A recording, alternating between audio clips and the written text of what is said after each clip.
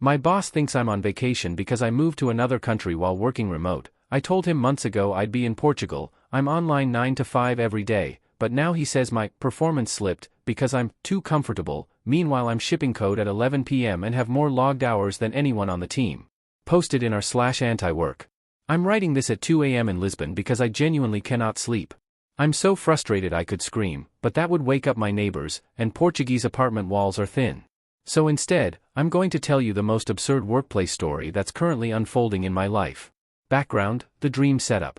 My name is Alex, I'm 29, and I work as a senior software engineer for a mid-sized tech company based in Chicago. I've been with the company for 4 years, and I'm good at what I do. Not trying to brag, but my performance reviews have always been exceeds expectations. I've led 3 major projects to successful completion, and I'm the person people slack when something breaks at 3 a.m. When the pandemic hit in 2020, our company went fully remote like everyone else. But unlike a lot of companies that eventually forced people back to the office, ours stayed remote.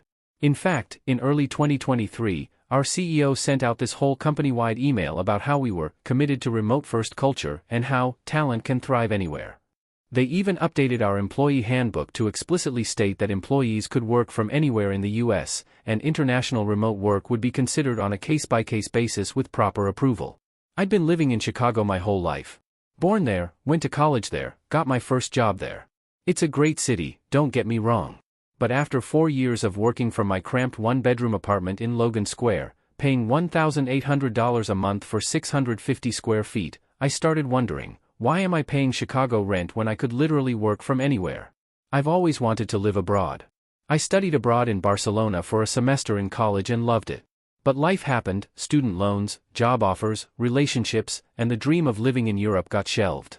Until I realized that my job was now fully remote. So I started researching. And I discovered Portugal. The Portugal plan. Portugal has this amazing visa called the D8 visa, also known as the Digital Nomad visa, that's specifically designed for remote workers. You can stay for up to a year, you just need to prove you have a remote job and earn above a certain threshold. For someone making a senior engineer salary in the US, the requirements were laughably easy to meet. But more than the visa, Portugal just made sense. The time zone. Lisbon is 6 hours ahead of Chicago, CST, which means when I wake up at 8 a.m. local time, it's 2 a.m. in Chicago.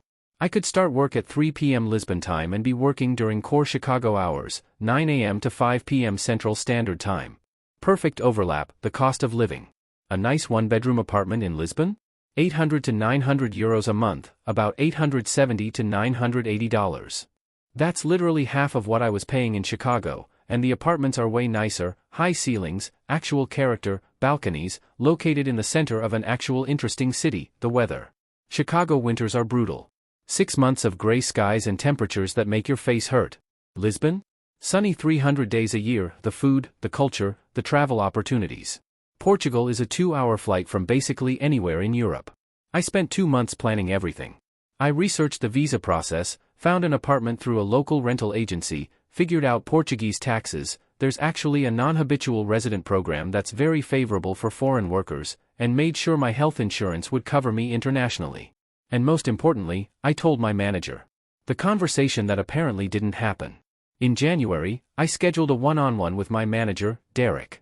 Derek is 42, has been with the company for 6 years, and is generally a decent guy. A bit checked out sometimes, but not a micromanager, which I appreciated. I remember this conversation very clearly because I was nervous about it. I'd prepared a whole pitch. Derek, I said, I wanted to run something by you. I'm planning to work from Portugal for 6 months, starting in April. He was multitasking during our Zoom call. I could see his eyes moving like he was reading something else. Portugal? Nice, man. Taking some time off? No, actually, I'll be working full-time from there. The company policy says we can work internationally with approval, and I wanted to make sure you and HR were on board. Oh, working from there. Cool, cool. He nodded absently. Yeah, as long as you're getting your work done, I don't care where you are. I'll maintain the same hours, 9 to 5 Chicago time.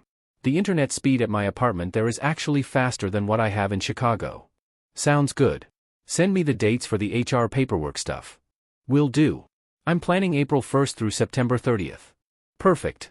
Hey, I gotta jump to another call, but yeah, sounds great. Portugal, wow. Good for you, man. That was it. The conversation lasted maybe 5 minutes. I followed up with an email that same day summarizing our discussion. Hi Derek.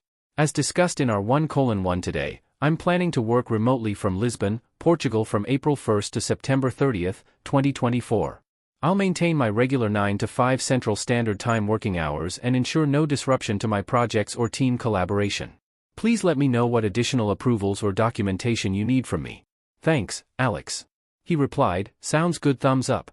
I also submitted a formal request through our HR portal for international remote work, which required me to list the country, duration, and confirm I'd handle any tax implications. It was approved 2 weeks later. Everything was set. Official approval, paper trail, the works. The move. April 1st came, and I flew to Lisbon. The flight was surprisingly cheap, $450 round trip because I booked way in advance. When I landed, I felt this surge of excitement I hadn't felt in years. My apartment was in Graça, one of Lisbon's historic neighborhoods.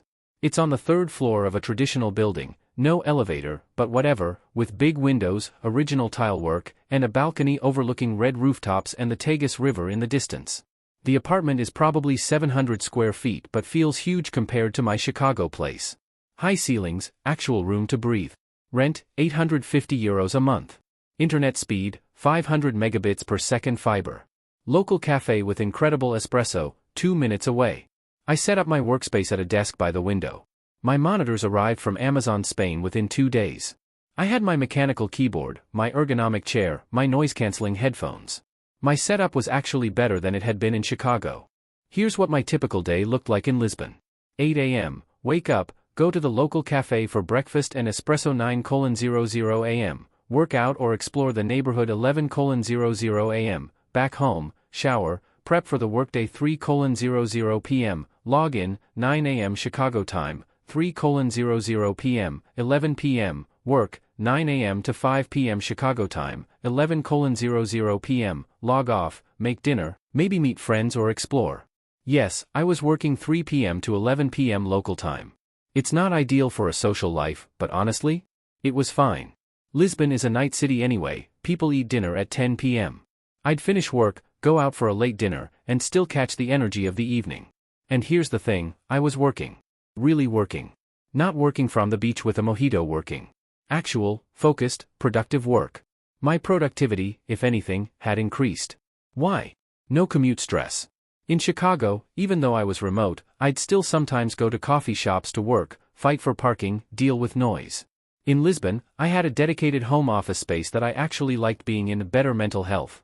The weather was incredible. I could start my day with a walk in the sunshine instead of staring at gray Chicago skies. I felt happier, more energized, fewer distractions. I didn't know many people in Lisbon yet, so during work hours, I had zero social obligations. No one dropping by, no spontaneous lunch invites. Just pure focus time zone advantage. Starting work at 3 p.m. local meant I'd already had a full morning to exercise, run errands, and clear my head. By the time I logged in, I was fresh and ready to go. My Git commits were frequent and substantial. I was in every meeting. I responded to Slacks within minutes. I was delivering on all my sprint commitments. In my first month in Lisbon, April, I closed 23 tickets. My average before Portugal? 18 tickets per month. The first sign of trouble. It started subtly. In early May, about a month after I'd moved, Derek messaged me on Slack. Derek, hey! How's the vacation going? I stared at the message, confused. I'm not on vacation. I'm working from Portugal, remember? We discussed this in January. Derek, oh right. The Portugal thing. Nice. Don't work too hard though, make sure you enjoy the beach with umbrella. Haha, I'm working regular hours.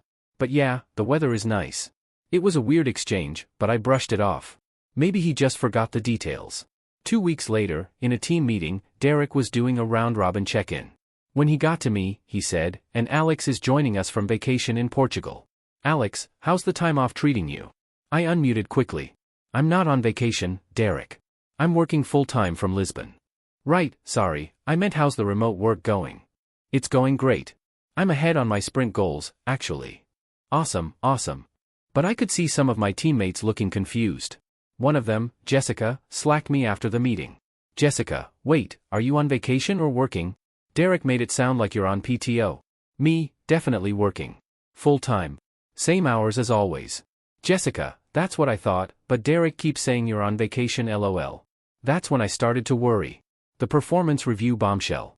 In June, we had our quarterly performance reviews. I was actually looking forward to mine because I'd been crushing it.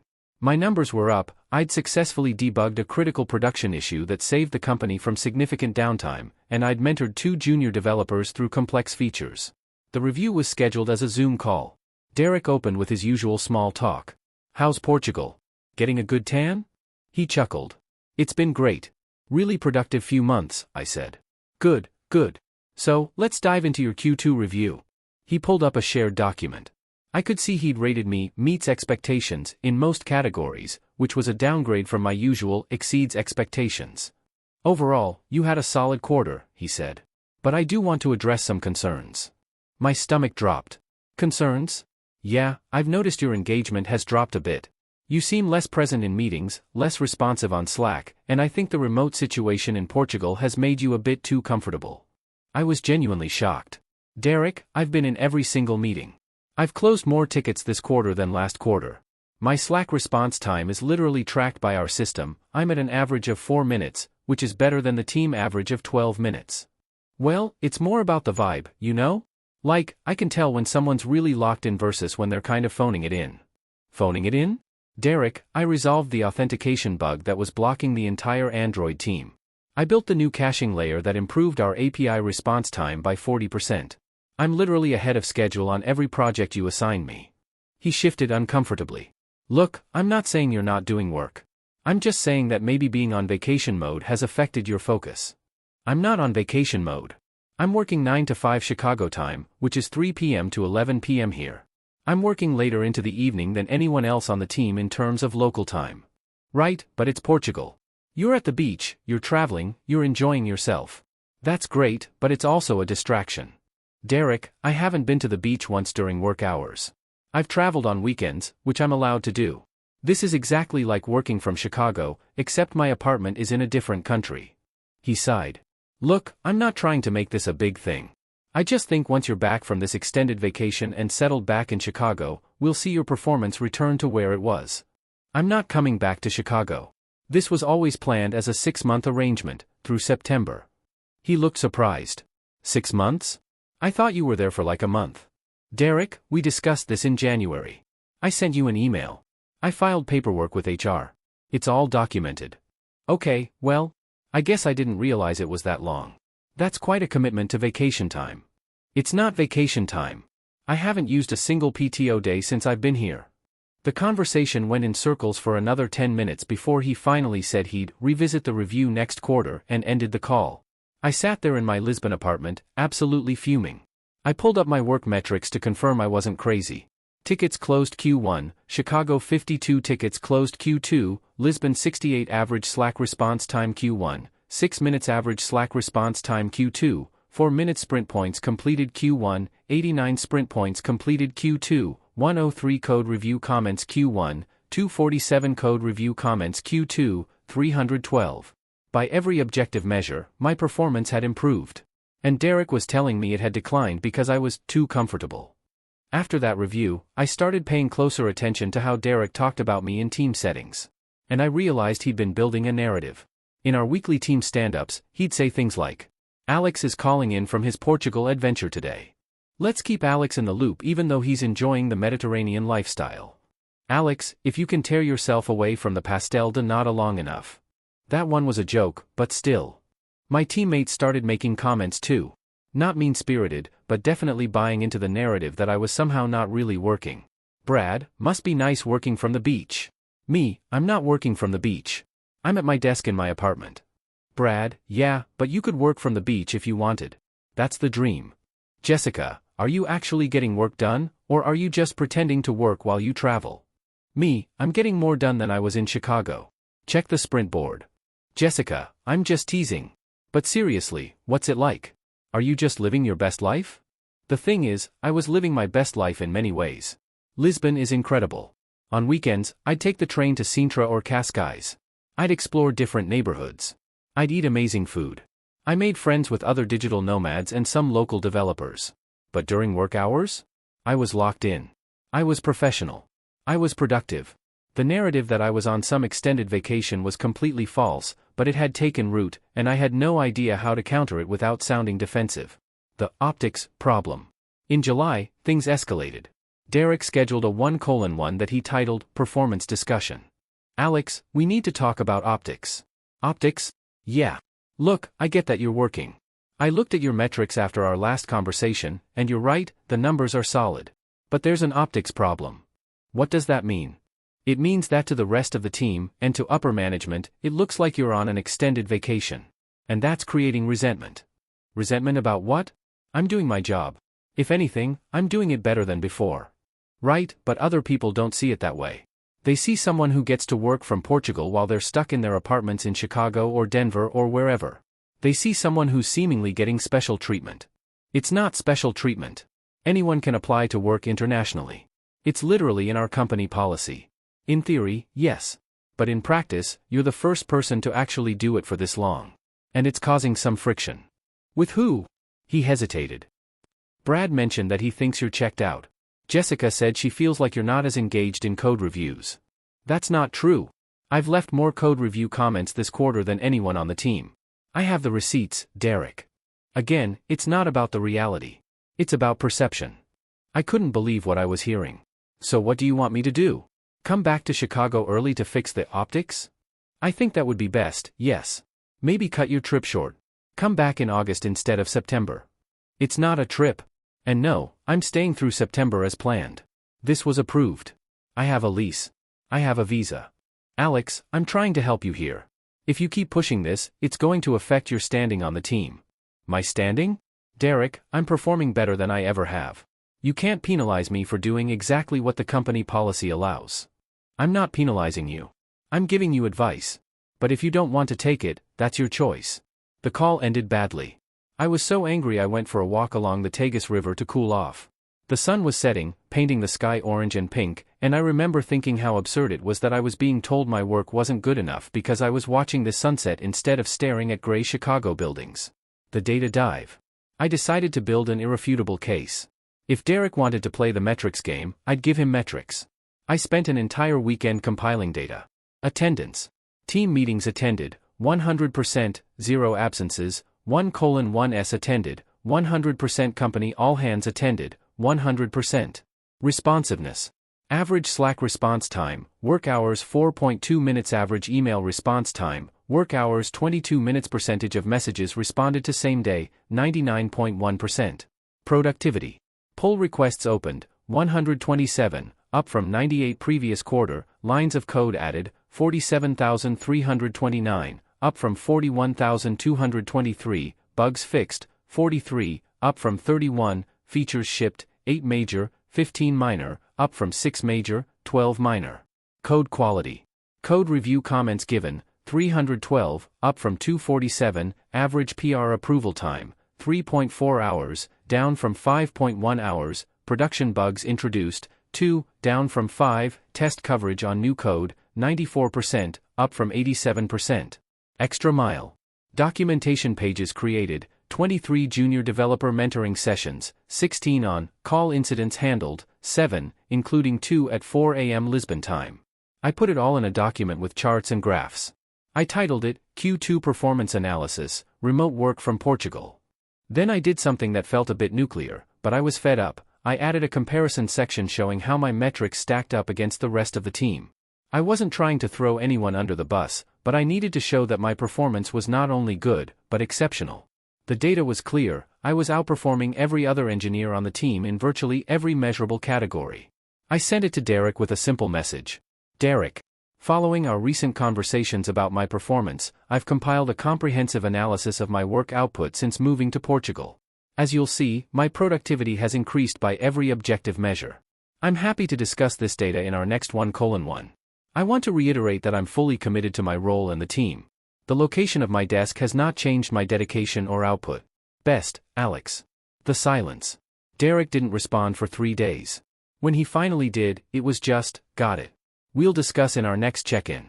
But that check-in kept getting postponed. First, he said he had too many meetings.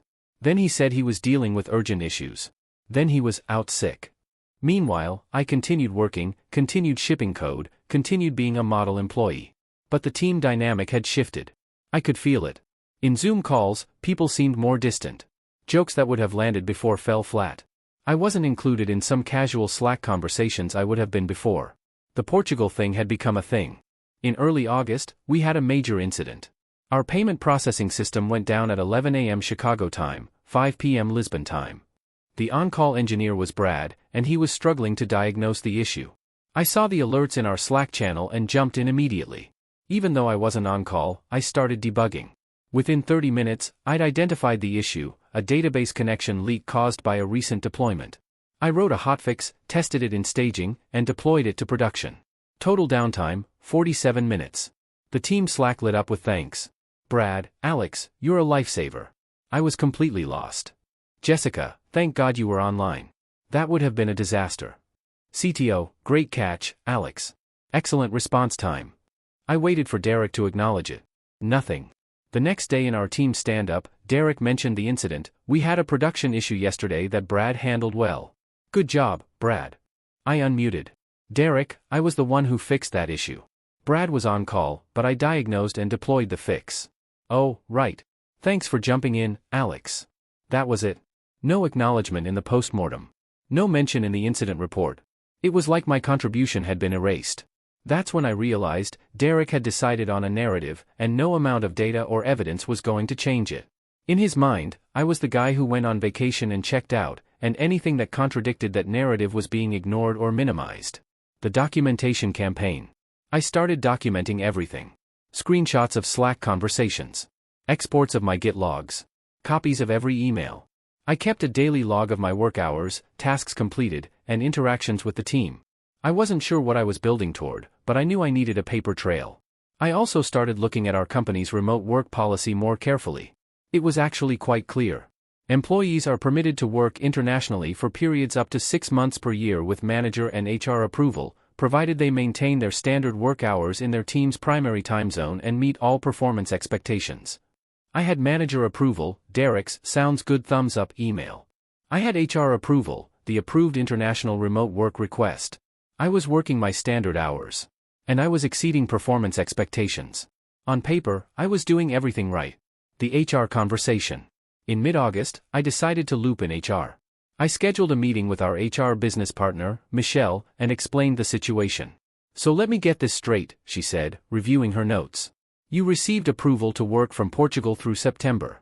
You're working your required hours. Your productivity metrics are up. But your manager is saying your performance has slipped? Exactly. And he's saying this is due to optics? Yes. He says the team perceives me as being on vacation, even though I'm not. Michelle was quiet for a moment. Alex, I'm going to be honest with you. This is a tricky situation. Legally and policy-wise, you're in the clear. You've done everything correctly. But Derek is your manager, and he has discretion in how he evaluates your performance. But his evaluation contradicts all the objective data. I understand. But performance reviews aren't just about metrics. They include subjective assessments of things like teamwork, communication, presence. Presence? I'm present in every meeting. Physical presence, or the perception of it, is what he might be referring to. Look, the remote work policy is new. You're essentially a test case. And sometimes test cases expose problems in the system. So what do? I'd recommend documenting everything, which it sounds like you're already doing. And I'd suggest having a very frank conversation with Derek about expectations. Get him to be specific about what he needs to see from you. I've tried that. He just says vague things about engagement and optics. She sighed. Then keep doing what you're doing. If this escalates to a formal performance improvement plan or disciplinary action, we'll need to review whether it's justified based on the data. But right now, it's a management issue. It wasn't the answer I wanted, but it was the answer I expected. The Jira screenshot moment. Last week, I reached my breaking point. Derek sent me a Slack message. Derek, hey, when you get back from vacation, can you focus on clearing out your backlog? It's getting pretty full. I looked at my Jira board. I had 3 tickets in my backlog, all of which were either blocked by other teams or scheduled for the next sprint. Brad had 14 tickets in his backlog. Jessica had 11. I took a screenshot of my Jira board and added a text overlay, vacation mode, OFF. Then I took screenshots of Brad's and Jessica's boards for comparison. I started to send them to Derek. My cursor hovered over the send button. But I didn't send it. Because I realized that would be petty. It would make me look defensive. It would feed into whatever narrative he'd built about me being difficult. Instead, I sent a professional response. Me, Derek, I'm not on vacation. I'm working full-time as I have been since April.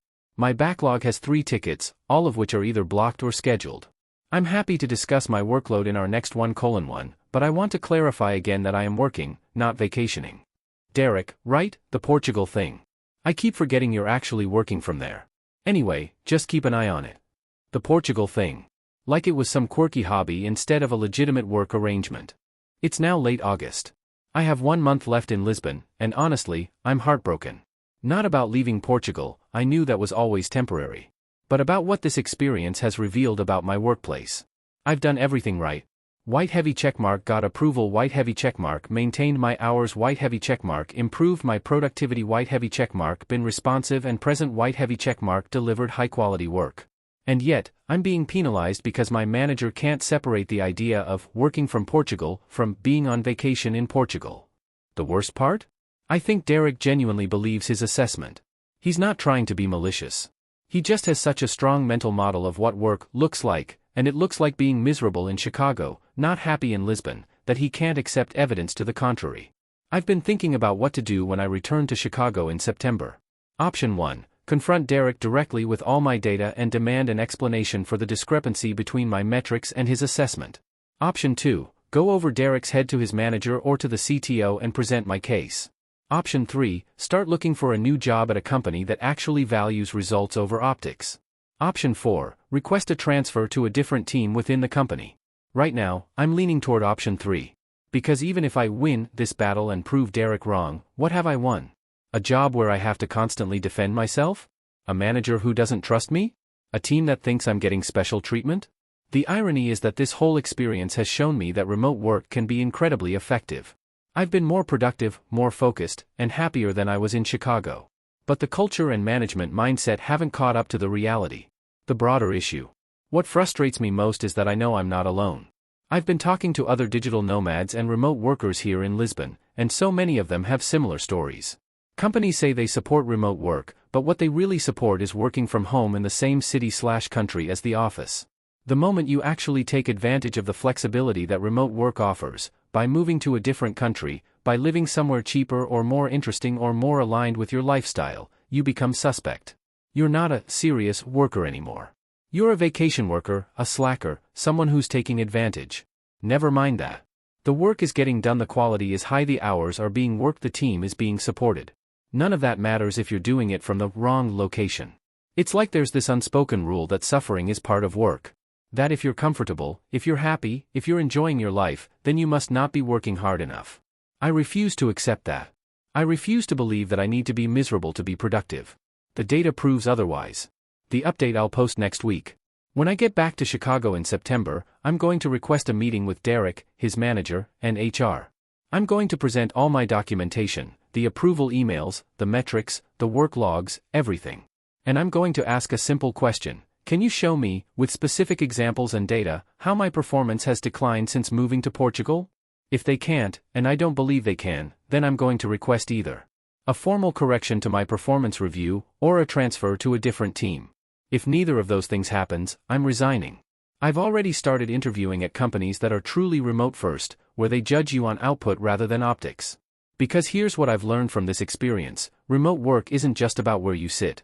It's about trust. It's about results over presence. It's about judging people on what they accomplish, not on whether they're suffering enough to look like they're working. Derek doesn't trust me. Not because I've given him any reason not to, but because I'm not fitting his mental model of what a worker should look like. And I'm done trying to fit that model. The final irony. You want to know the most absurd part of this whole thing? Last week, our CEO sent out another company-wide email about our remote-first culture and how proud he is that we're leading the way in flexible work arrangements. He specifically mentioned that several employees are working internationally and that this is the future of work. I wonder if he knows that one of those employees is being told by his manager that working internationally means he's on vacation. I wonder if he'd care. TLDR. Told my manager I'd be working from Portugal for 6 months, got approval, maintained my hours, and improved my productivity by every metric. Manager still thinks I'm on vacation and says my performance has slipped despite data showing I'm outperforming the entire team. Currently debating whether to fight this battle or just find a new job that actually values results over optics. Edit 1. A lot of people are asking about the VPN situation. Yes, I'm using the company VPN. Yes, my IT logs show I'm in Portugal. No, this isn't a security issue, our security team approved my international access. The problem isn't technical, it's perceptual. Edit 2. To those saying I should have just not told anyone where I was, that would be dishonest and possibly a violation of company policy. I did this above board specifically to avoid issues. The irony is that being honest about it created the problem. Edit 3. Several people have asked about taxes. Yes, I'm handling Portuguese taxes appropriately through the NHR program. Yes, I'm still paying US taxes. Yes, my company is aware. This has all been properly documented and approved by our finance team. Edit 4. Update will come in September when I'm back and have the meetings I mentioned. Whatever happens, I'll let you all know. Thanks for the support, it's helped me realize I'm not crazy for being frustrated about this. Edit 5. To everyone suggesting I send the vacation mode off screenshot anyway, I appreciate the chaos energy, but I'm trying to handle this professionally. Though I will admit the thought makes me smile.